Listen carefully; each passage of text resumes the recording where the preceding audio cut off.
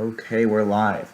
Welcome everybody to the last workshop of the 2020 summer series. It's creating a curriculum for robotics. I'm Kyle Vallone from Team 5199, and I am on our student board with my other presenter, Caden Davis.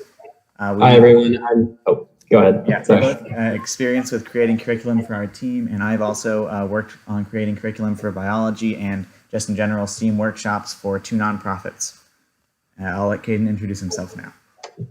Hi everyone, I'm Caden Davis. Though I don't have the same level of curriculum experience as Kyle, I have a lot of experience with effectively teaching students, from leading a chemistry study group and working as a tutor. Okay, so let's just start with the basics. What is a curriculum? And there's really two definitions. One of them is just all the experiences that a student has in the educational process. And for that, you just need to make sure to make it engaging and varied to promote memory and support all types of learners. So we want to support visual, auditory, by having a variety of instructional aids so that they can absorb that information in a way that works for them. So really catering to everyone to make sure that memory of what you're teaching is promoted. And then you also have, for more the teacher side, a planned series of educational experiences meant to teach a specific topic.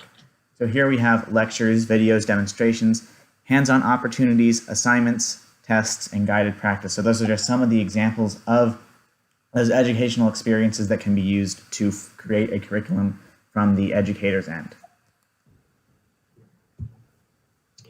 So when you start planning a curriculum, one of the main things you want to start with is your goal. When you consider the overall timeline, you want to look at the amount of time you have allotted and figure out what skills students should have by the end of it. For a robotics season, you naturally want students to be as well prepared as possible for the upcoming robotics season. So you have to choose the skills that will best benefit your students' learning and their ability to contribute. This we can't provide like a preset for, because this is largely based on your team and your team's kind of values. As you see there, it's kind of your team's decision whether a sheet metal brake user or a 3D printer user would be better for the team.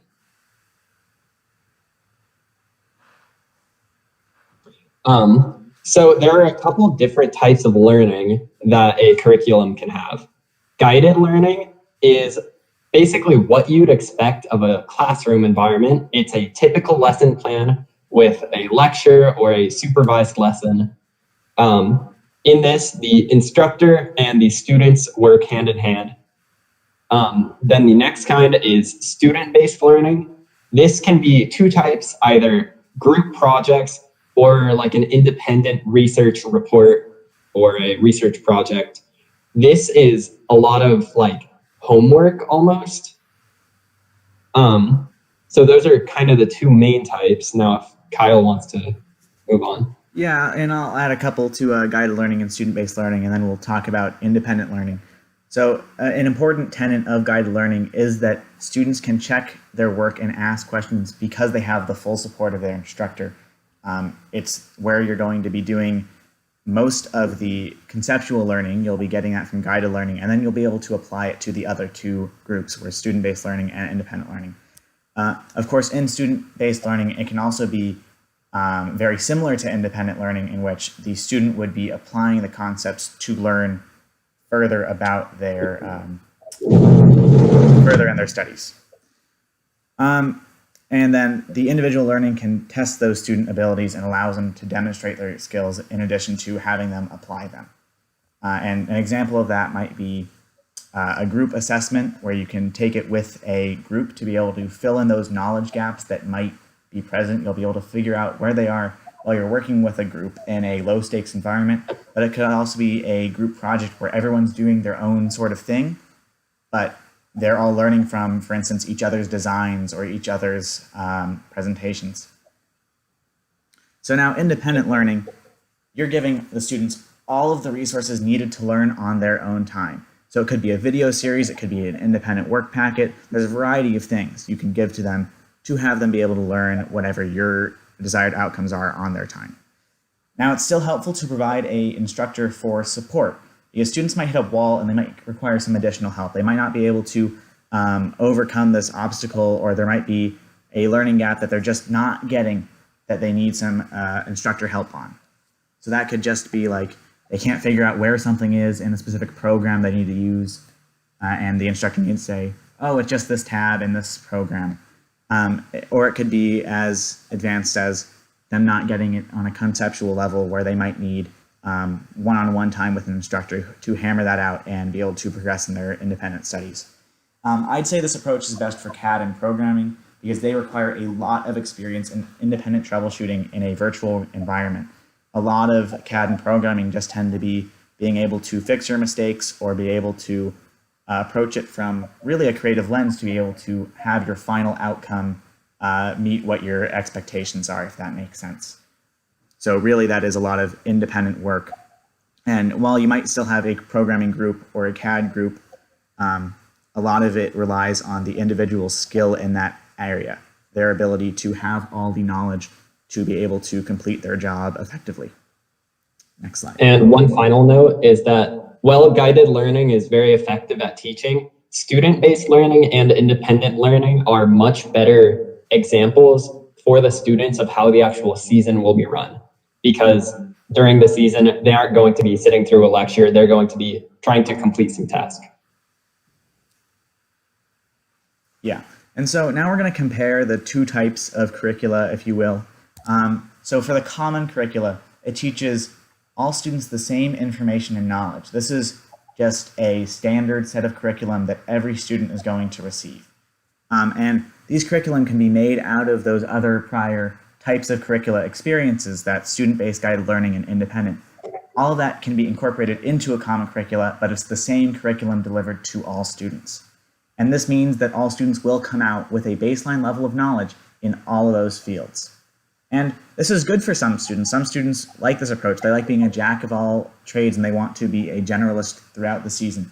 They want to do a little bit of electronics, a little bit of programming, a little bit of CAD, and a little bit of manufacturing.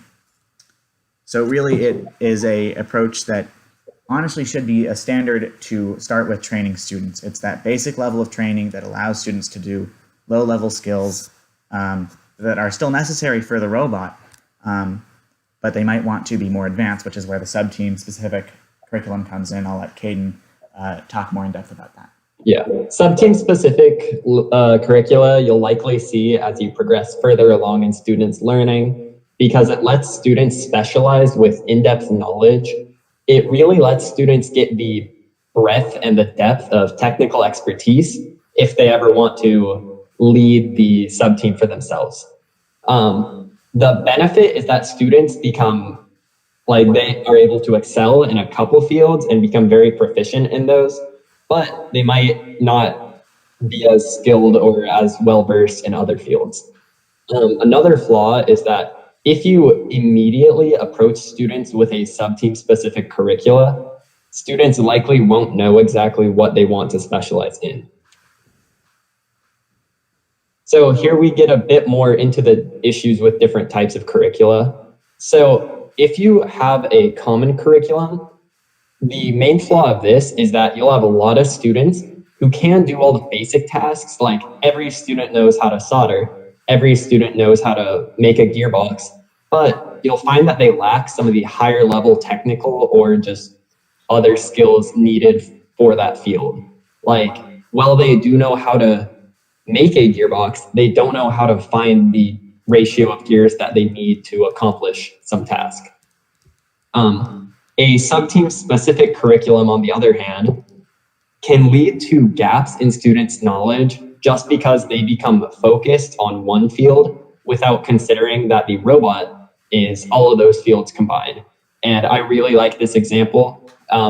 If you have a person who is amazing at CAD, but they don't understand a lot of the key concepts used by the mechanical subteam, or just not know all of the different parts available to the mechanical subteam, then their mechanisms will likely be of a lower quality than someone who does understand all of that.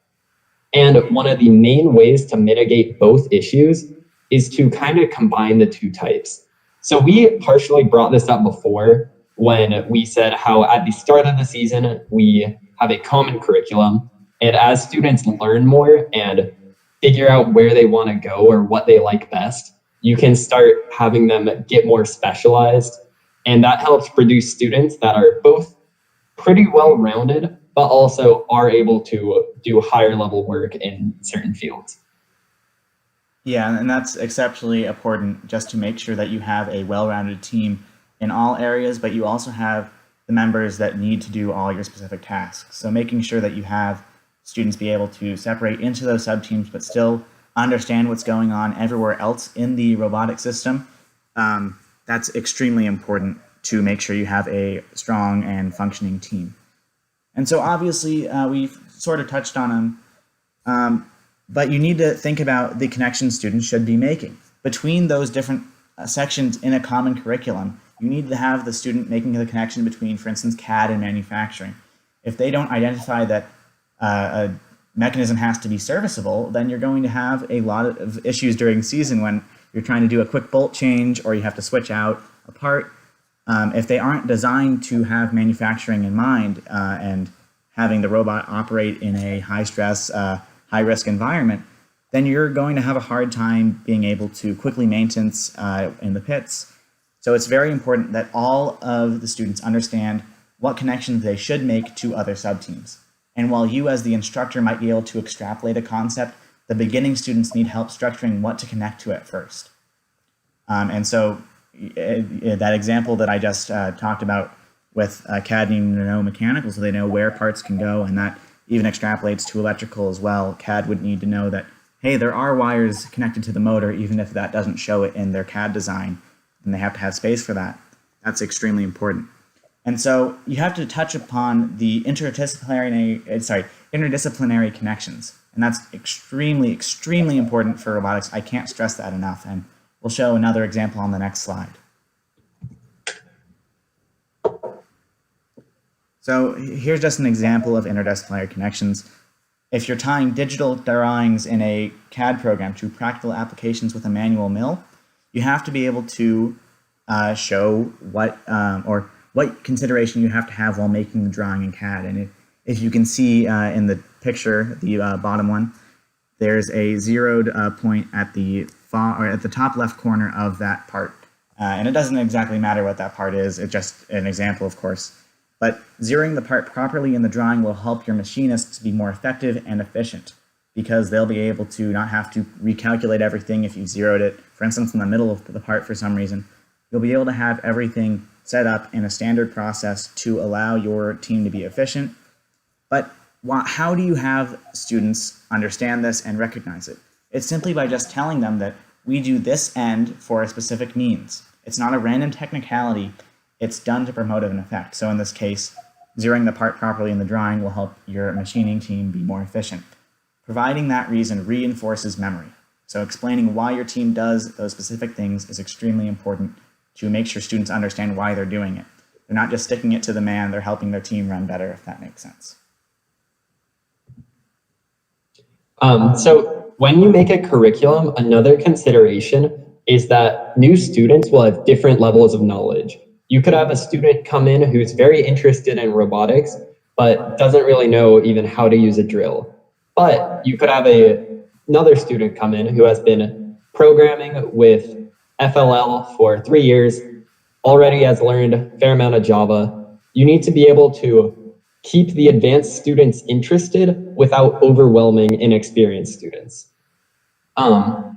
However, even with those advanced students, oftentimes, especially if they're self-taught, they might have some kind of gap in their knowledge somewhere. So it can be critical for later success that all the students are kind of have that foundation of knowledge reinforced. So let's say a student, they think they know a lot about building, and they do, but they don't know about shaft collars, so they might not know how to approach that situation. And that's something that could be quickly covered just by a brief kind of primer to get students caught up. So now we're getting to the extremely important part, and that's documentation. Before I go ahead on this slide, I do want to mention that if anyone in the chat has any questions for us to answer, we're going to hold them to the end, but please do ask us questions. We'd love to answer them and help your team be prepared to lead an effective curriculum starting as soon as possible. So with documentation, it's extremely important to document curricula, especially for training purposes. And keeping that curricula roughly the same year to year helps with team succession. It creates a consistent standard for trainees after completion of a specific curriculum. You'll know that every cadre will be able to do a drive base, for instance, if they go through a specific set of curriculum. And you won't have any doubts about what each student will be able to do after they've gone through that common curriculum or that sub-team specific curriculum. And in addition to just documenting the raw resources you're using, you should document the curriculum completion schedule, so how long a student should spend on every specific thing, roughly. You should document the lesson plans, which we'll talk more about in the next slide. You should document your objectives and your resources used in the curriculum as well. And continual revisions of your documented curriculum makes it more understandable and engaging. You should always ask your students what worked, what didn't work with your curriculum. If there's a part that you noticed students were struggling on during that curriculum, revise it, make it easier to understand, make it easier to read. Always visual aids definitely help a whole lot with making sure students can make that connection. Having just words is not always enough. You definitely want pictures as references, as explanations.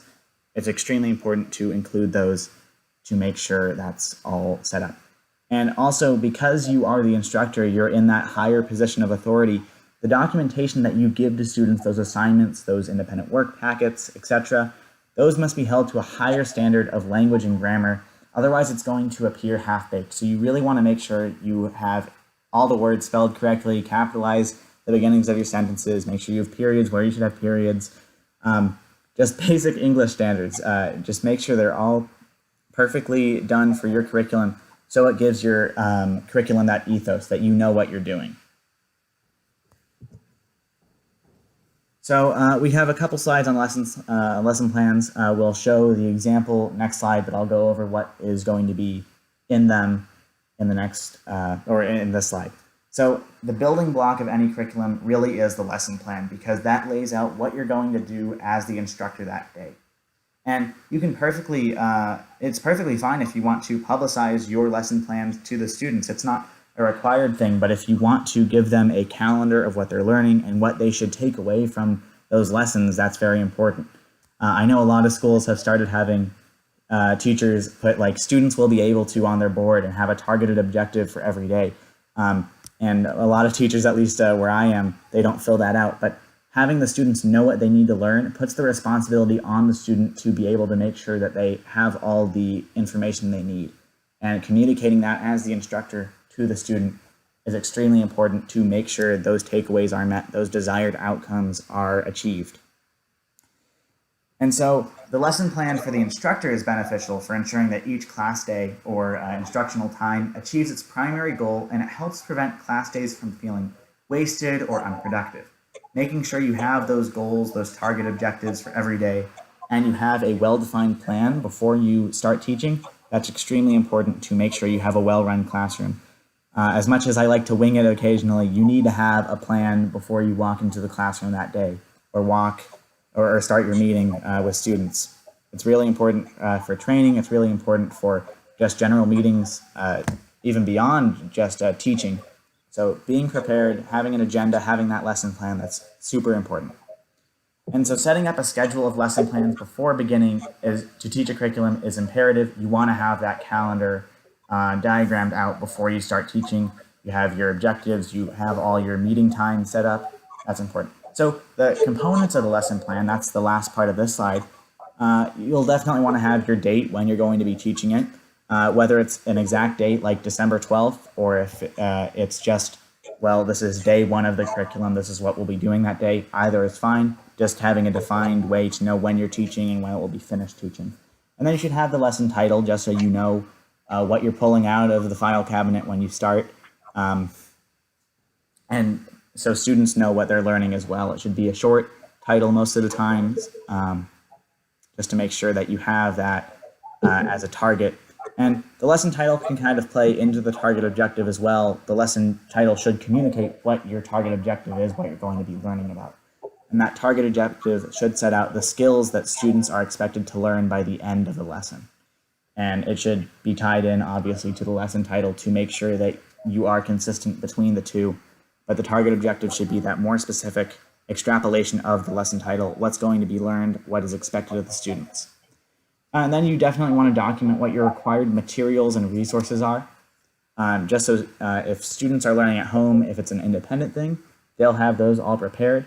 If you're teaching it and distributing the resources so that you have all of those resources prepared before the meeting starts, you're not going to spend time looking for them or anything like that. And then lastly, the itinerary and the schedule, that's the most important part of the lesson plan. It's going to diagram what you're going to do, when you're going to do it, and what resources you're going to use to make that happen. So Caden's going to walk us through an example of an electrical lesson plan on the next slide to see that in motion. So here's a kind of example lesson plan. As you can see, as Kyle mentioned, our title is Wiring Basics, but the target objective gets a lot more specific into that. Another thing to note is that if any of you have done bio or chem, this probably reminds you a lot of a pre-lab, and it kind of serves the same role, where it's just a walkthrough of all the things you need to ensure that they run smoothly. So here are the instructors, Professor Elemental and Dozer. This is another thing that we kind of touched on before, but you want to make sure that you communicate with everyone, especially if there's multiple people involved. Who is doing what? Like, who is responsible for each section of the lesson plan? So in a robotics curriculum, one of the final things to talk about is assessments. These in school are all your tests, reports, and homework. In a robotics curriculum, they can be a bit different. They still serve the same necessary goal, where you get to check students' progress and their understanding. In a hands-on robotics curriculum, like they typically are, aside from maybe this year, assessments can be both explicit or implicit. So an explicit assessment is you sit students down, have them fill out a test, or have them, I don't know, make something for you. Like a performance task. Yeah, really this is just directly testing their performance and understanding. Implicit assessments are very common. You can pretty much view every day of the build season as an implicit assessment, or really just any time during the season, to see who needs support or what concepts need to be covered again. Even if you aren't being graded on them, you can still gain insight about your curriculum, about your students, and about how the overall team is learning from an implicit assessment. Yeah, and it's especially important to have implicit assessments or formative assessments. And formative assessments will be explicit assessments that are not used as a grade or anything to like level the student. It's important to have those to assess where the weak spots are in your curriculum or where the weak spots are in your teaching. That's extremely important to assess, especially in every robotics season. So if you're teaching and you're noticing that students might have had that knowledge for any test or assessment that you've given, those explicit ones, but they aren't able to do it in build season, those implicit assessments allow you to show where those weak spots are and to address those weak spots in either a remedial session or future courses as well. So it's extremely important to do all of those. And I think that was all for the presentation, right? Yeah, the final slide. So we don't have any questions right now, but if you do have questions, please let us know. I guess we'll just review the takeaways while we're waiting for any in chat. And if there aren't any, we'll end in a couple minutes. Yeah, so if I could...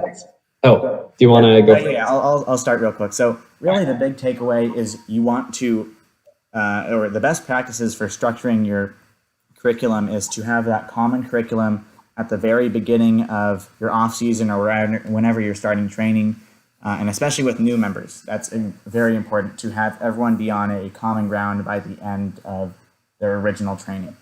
And then you can go into that sub-team specific curriculum and have all of these students be able to specialize in whatever groups they choose. They can do one or more, or they can just stay a generalist throughout and develop their skills on every single exact thing. And then another one is when you're making that curriculum, make sure that you're doing a mix of the guided practice or the guided learning, the student-based learning, and the independent learning. It's important to have a mix, as well as a mix of auditory, visual, all of those types of aids. Caden, do you have anything to add on that? Because we did just get a question. Yeah, so really quickly on the sub-team specific curriculum, one more kind of flaw that I would like to bring up is that it requires a lot more coordination to ensure that everyone is learning, everyone is keeping up to pace, no one is falling behind. Just because instead of managing one big group, you're trying to manage 6 smaller groups, each with a different lead that you need to communicate with. All right, if you would like to share the question. Yeah, so we do have 2 questions right now, and keep them coming. We'd be happy to answer them. This is our last workshop, so there's nowhere that any of us are going in the near future. But Tara asks, would you be willing to share your documented curriculum to help our team create its own curriculum? So actually right now we're in the process of creating a lot of our curriculum. This is one of the reasons that we created this this presentation, because we are in the middle, in the thick of it, of creating our common curriculum and our specific curriculums, because our robotics team has been transitioning to a class over the past couple years, and we are working on setting up a final curriculum guide to make sure we're meeting all those content standards for the year ahead, especially as we have to reach requirements for our districts and whatnot to make sure that we can have the class in order to have that curriculum.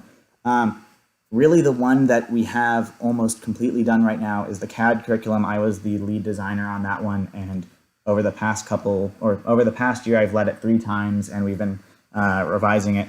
That will be out on our website, which is also under development right now. That will be out later this summer. When it is, we'll post a link in the description of the recording, and we'll be happy to share that. As we develop more curriculum, we are going to look at making it public, but of course there are definitely a lot of teams that already have resources out there that teams can use. And it's perfectly fine to use other teams' curriculum in order to develop your own. You can choose to either use theirs directly or pull things from it. For instance, for CAD, I learned CAD through Symbotics tutorials, and they're a great resource, but we also wanted to do a more directed one for our team. So we made an independent work packet for students to work through at their own pace, and in the intention that it would be in a room with an instructor to be able to facilitate that, especially because SolidWorks is a very difficult program to just learn on your own in a room with instructions. But yeah, definitely look at what other teams have to offer, and as I said, we'll be publishing what we have of our SolidWorks training curriculum very soon to see what an independent work packet would look like. And that can definitely be adapted for just regular guided instruction as well, and student-based learning. I hope that answers your question. Sorry we don't have more to publish, but that's definitely a key thing to be aware of. Just look at what resources there are available and pull from those, but also develop yours if you feel there's gaps. And then we also have a question from John. He says, do you have any insights into ways to make ways to make a virtual workshop really successful, and then in parentheses, other than the ones you just demonstrated? Well, I'm personally flattered. Thank you very much. And we've been working very hard to make sure our workshops were held to a consistent level of standard in terms of quality and also branding. I guess the key thing is you follow what we outlined in the important rules of those curriculum creation to make sure you have a engaging and effective workshop. You have to vary all of your aids. And in this one, we did it a lot more of with infographics and that type of style. So we switched between graphics and text in graphics to make it more appealing and engaging. But we also made sure to add anecdotes and whatnot. And although this one we didn't have any videos to show because it was more of an online format, Videos are also definitely very effective just to make sure it's not you speaking too long. And I've obviously spoken a long time, so I'll let Caden chime in as well. So something I've noticed with all of these online workshops or other virtual things is, as kind of this one is, a lot of them are the guided learning type of learning, where all the students are just kind of sitting there learning from you. They aren't actually doing all that much themselves. So I feel like a very good way to get students more engaged is to lean a bit more into that student-based learning or independent learning. And we did that on our team by doing kind of quarantine projects where they had to choose some aspect of COVID life and try and come up with a solution or some kind of invention to help make that easier. And I found that a good way to engage our students. Yeah, and definitely it's a lot harder to engage students, especially if it's virtual workshops like these where it's multiple teams coming from any backgrounds, right? So that's one of the reasons actually that we don't have any specific CAD workshops this time, because teams use so many different things and we want to be able to teach it rather than just give a lecture on it. So yeah, there's definitely a lot of different approaches you can take to that. And also for student involvement just in general, you can also engage students in creating your curriculum. That's a huge way of getting students involved, especially if we have to transition everything virtually depending on where you are, like we have to do. Making sure the students who have learned are involved in making that curriculum and saying, well, this worked for me and this didn't work for me and whatnot, that's extremely important. And you can also engage students in creating resources for your teams beyond just like instructional curriculum. For instance, we're going to try to engage our students later this summer in creating a mechanism compendium that details all the important design considerations and philosophies for specific FRC mechanisms, even if we may have not had a specific practice with it directly before. So like our team hasn't done a pulley climber at all, like some of the telescoping ones this year are. So we're trying to build that knowledge base and have all the resources there for our team, but also have students make it so that they're experienced with those mechanisms. So that's a fun project for some teams if you have the time and resources. It looks like we have another question from Ali. It says, has COVID changed the approach you're taking on creating the curriculum? Caden, do you want to start with that? Yeah, so I feel like the main thing it's made us reconsider is that we want to focus a lot more on CAD and programming because they are the easiest to do with the current half school, half online system. One consideration with that though is, at least for our area, we don't know yet whether robotics will be following that half school, half online. So if we are entirely online, we know that we're going to be relying a lot more on CAD and programming knowledge, like teaching our students. And we'll also be definitely relying on good design practices as well, good engineering practices, all of the things that you could really teach in a lecture style. And unfortunately, we don't love the lecture style because it can be dry and not engaging at sometimes. Hopefully, this one was entertaining to all of you watching. But we are going to lean into that lecture format a little more this year but we're also going to try to create other aids that can be used in teaching. For instance, one of the things we're probably going to run through with most of our team members, especially the new ones, is I think his name is Brian Gray. He has Roboting. It's a white paper on Chief Delphi, and that's a really great guide for new students. Just a lot of things that you'll see in FRC, a lot of common applications, materials, mechanisms. It's a really helpful intro to FRC guide that we're probably going to have a lot of our students read. And we also like to have our students read the New Cool by Neil Bascom. It's a book detailing the D Penguineers, one of their successful seasons. I believe it was Lunacy. And that helps our team bring our students into into a better relationship with how the season will actually work, so they'll know what they're expected to commit to our team. by reading the experience of that other team, 1717.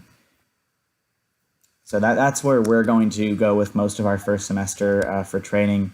Hopefully we'll be able to instruct virtually some aspects of just mechanical and electronics, which are the things that are probably going to be suffering from the most with lack of hands-on experience. But we're hoping to be able to either maybe give our students like a care package with all the stuff they'll need to learn. So like a shaft collar and part of a hex shaft, if that makes sense, and have them be able to get some hands-on experience from home in a safe environment. But we're going to see how the situation evolves and what our school district ends up doing with our robotics class in the future. So it's all in flux, but we are going to try to take that virtual environment and make it work for robotics. And then Tara asked if we could repeat the names of the document again. And that was Roboting by Brian Gray. It's pretty easy to find on Chief Delphi. And when we upload the individual archive of the stream, not the just live playback of the streams, but when we actually separate them into workshops and post them on our channel, we will try to remember to put that in our live stream description. And I think that was the last question, and we're just about at time. So I guess it's almost time to say goodbye for our first inaugural summer series. We were really happy to be able to present this experience to teams, and we hope teams were able to grow from it and learn from it, and individuals as well, of course. So we hope you've had a great time with us over this week. I've been behind the stream most of the days, so it's been a long experience for me as well.